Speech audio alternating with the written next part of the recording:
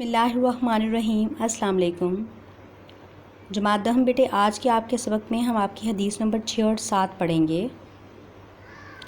اپنی P D B کی کتاب پر آئیے۔ حدیث نمبر 16 مطلب حدیث نمبر 6۔ بسم اللہ الرحمن الرحیم۔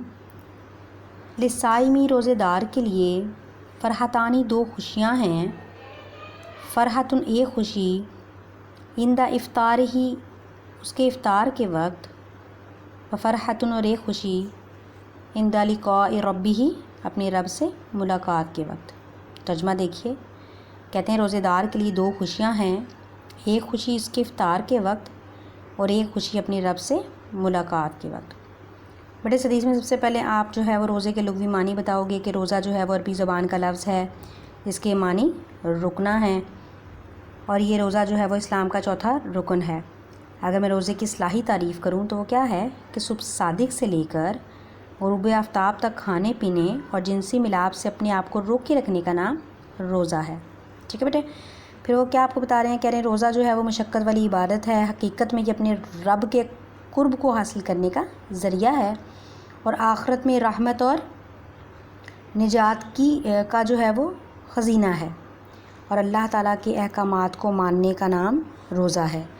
جب انسان روزہ رکھتا ہے، اللہ کی رضا کے لیے بھوکا پیاسا رہتا ہے، جنسی ملاپ سے دور رہتا ہے، تو اسے ایک عجیب سی خوشی جو ہے وہ حاصل ہوتی ہے، اور اس روزے کا جو اجر ہے اس کی کوئی حد نہیں، کیونکہ وہ اجر اللہ تعالیٰ دینے والا ہے۔ وہ حدیث مبارکہ اللہ تعالیٰ فرماتے ہیں نا، الصوم لی وانا اجزی بہ، کہ روزہ میرے لیے ہے اور میں ہی اس کا اجر دوں گا۔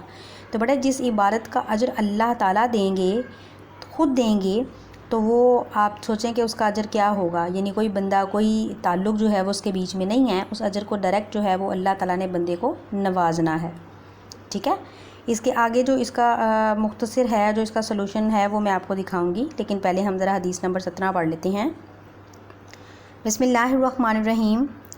من، جس نے حج کیا، البیتہ، خانہ کعبہ کا، فقدہ، اور پورے کیے، مناسکہ، اس کے مناسک، وسلمہ، اور محفوظ رہا، المسلمون، مسلمان، من لسانہ، اس کی زبان سے، ویدہ، اور اس کے ہاتھ سے، غفرہ، تو بخش دیے جائیں گے، لہو، اس شخص کے، ما تقدم من ذنبہ، جو پہلے گناہ تھے۔ ترجمہ دیکھیں، کہتے ہیں جس نے بیت اللہ کا حج اور اس کے مناسک پورے ادا کیے، اور مسلمان اس کی زبان اور ہاتھ سے محفوظ رہے، تو اس کے پچھلے گناہ معاف کر دیے جائیں گے۔ بٹے، یہ آپ کی تشریح میں دیکھیں، کہتے ہیں حج جو ہے وہ اسلام کا 5واں رکن ہے، جو ہر صاحب استطاعت پر فرض ہے۔ صاحب استطاعت مسلمان، جسے کسی ظالم حکمران نے روک نہ رکھا ہو، جسے کوئی بیماری نہ ہو، جس کے پاس مال و دولت کی کوئی تنگی نہ ہو، تو وہ کہتے ہیں کہ جو پھر اس حالت کے باوجود بھی حج نہ کرے، تو پھر اللہ تعالیٰ فرماتے ہیں کہ چاہے وہ یہودی مرے یا نصرانی، حج اسلام کا 5واں رکن ہے۔ اب حج میں کیا ہوتا ہے، کن چیزوں کی مشق کرتا ہے انسان؟ صبر و تحمل کی مشق کرتا ہے، عفو درگزر کی مشق کرتا ہے، اللہ تعالیٰ کے احکامات کو بجا لانے کی مشق کرتا ہے، دوسرے مسلمانوں کی دل آزاری سے بچتا ہے، چاہے وہ دل آزاری زبان سے ہو یا ہاتھ سے ہو، ان کو تکلیف پہنچانے سے جو ہے وہ گریز کرتا ہے، اور پھر جب وہ اس طریقے سے کہ اس شخص سے کسی دوسرے مسلمان کو کوئی تکلیف نہ ہو، تو پھر وہ جو حج اس صورت میں کیا جاتا ہے، اس میں اللہ تعالیٰ کیا فرماتے ہیں کہ میں ایسے شخص کے تمام پچھلے گناہوں کو معاف فرما دیتا ہوں۔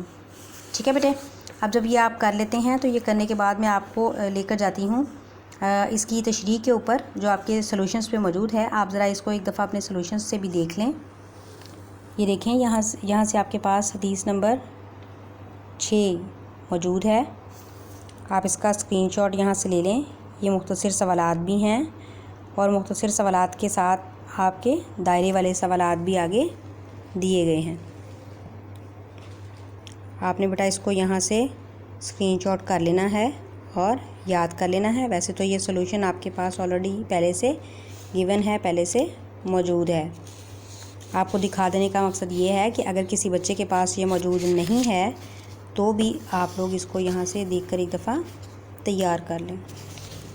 یہ دیکھیں، یہ آپ کی حدیث نمبر 7 کے مختصر سوالات ہیں، اور نیچے آپ کے دائرے والے سوالات اور اس کا حل موجود ہے۔ یہ یہاں پر آپ کی حدیث نمبر 7 جو ہے وہ ختم ہو جاتی ہے۔ بڑے آپ نے ایک بات کا خیال رکھنا ہے کہ یہ سب کچھ آپ یہاں سے اسکرین شاٹ کرو گے اور یاد بھی کر لو گے، لیکن ایک چیز جو آپ خاص خیال رکھو گے، اس میں آپ نے جو حدیث نمبر 6 اور آپ کی حدیث نمبر 7 ہے، اس کے تمام مختصر سوالات آپ اچھے طریقے سے یاد کرو گے، لیکن جو آپ نے لکھنی ہے وہ حدیث نمبر 6 اور 7 کا ترجمہ اور تشریح، یہ آپ نے لکھنا بھی ہے، یہ آپ کے ریٹن ورک کا حصہ بھی ہے۔ آپ نے حدیث نمبر 6 اور 7 کو لکھنا بھی ہے، باقی جو اس کے مختصر سوالات ہیں اور جو دائرے والے سوالات ہیں وہ آپ لکھو گے نہیں، وہ آپ نے صرف یاد کرنے ہیں۔ تھینک یو، اللہ حافظ۔